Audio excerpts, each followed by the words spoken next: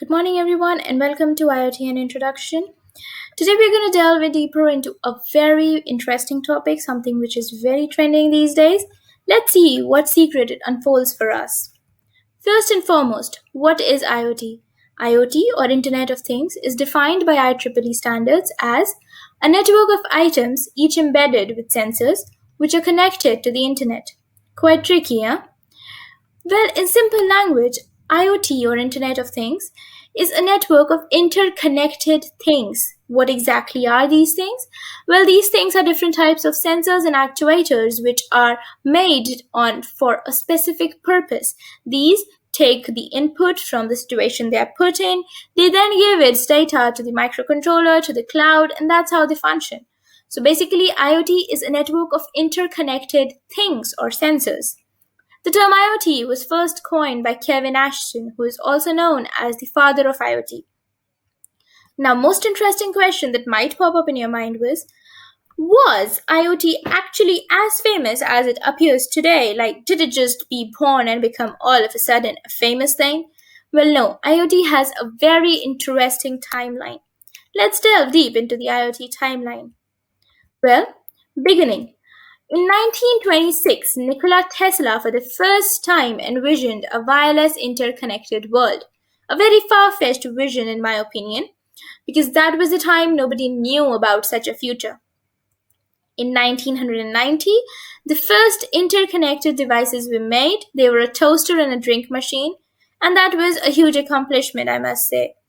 In 1999, Kevin Ashton for the first time termed the term Internet of Things. Here is the birth of our friend. So now, after its birth in 2000, LG announced its first plans for Internet refrigerator. That was a huge announcement at that point of time because something that was unimaginable was being planned. In 2002, Ambient Orb was released. This was again a huge accomplishment because this displayed finance and weather information based on internet data. So not only did this project take data from the internet, it derived results from it, which was very interesting sort of a research. In 2005, the United Nations for the first time mentioned the term IoT in a published ITU report. Now, this, my friends, is very important because when the United Nations mentions you, you really exist in a great form. In 2008, IPSO launched. This was to promote the use of IP in connected devices.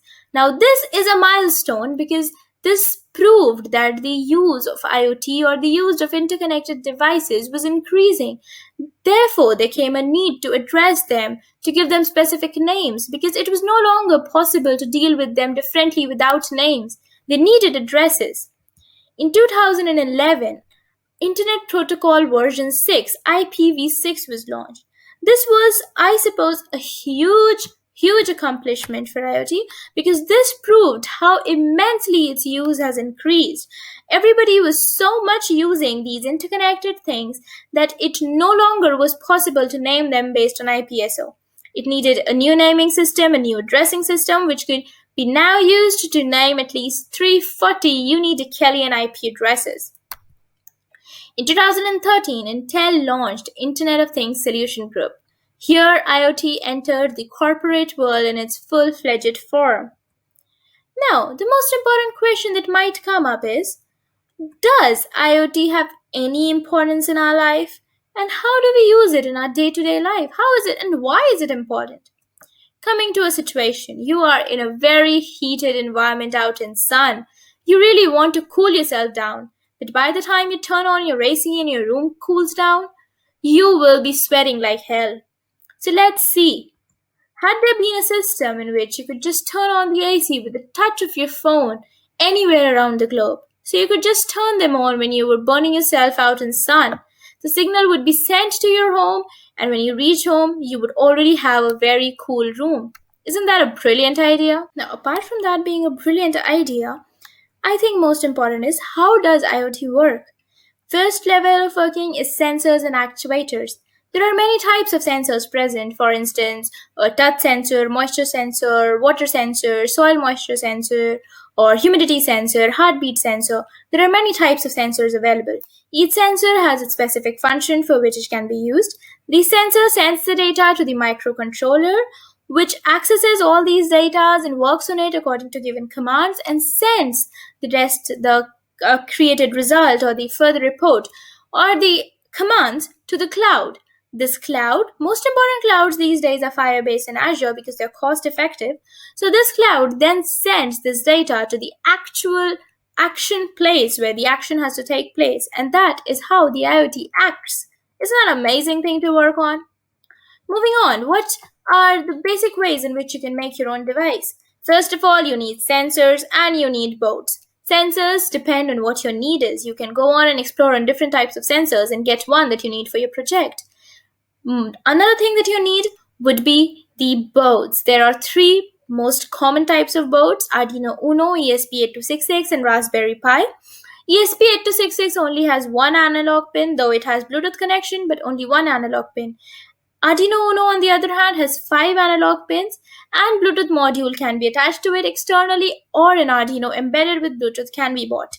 Raspberry Pi, on the other hand, can be called a master board because it has everything from HDMI port to LED board, analog pins, digital pins, speaker connector, and everything you could demand of.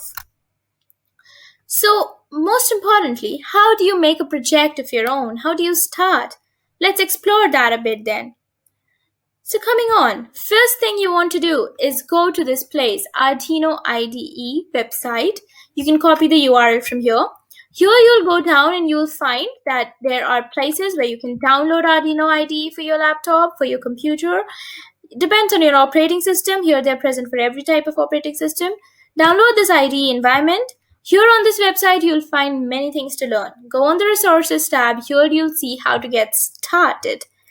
Getting started is very interesting. Here you can see instructions for all types of boards that you have that you can go and buy through.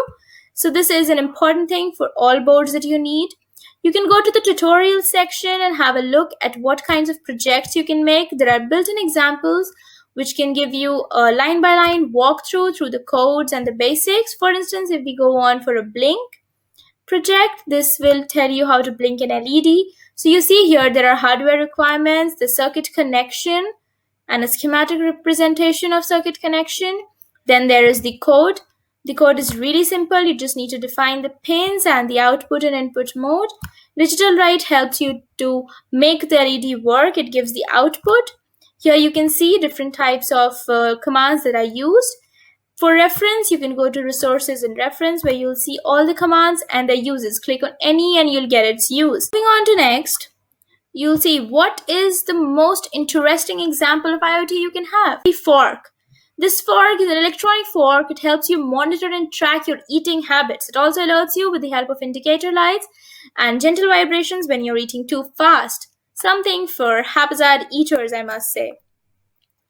Then there is this smart propane tank.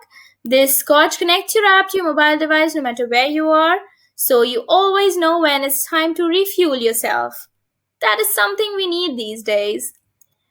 Then there is, of course, the smart lighting system. This is very interesting. I have one personally at my home and I love this system. So now it's your turn to explore and to come up with great ideas and projects. Thank you.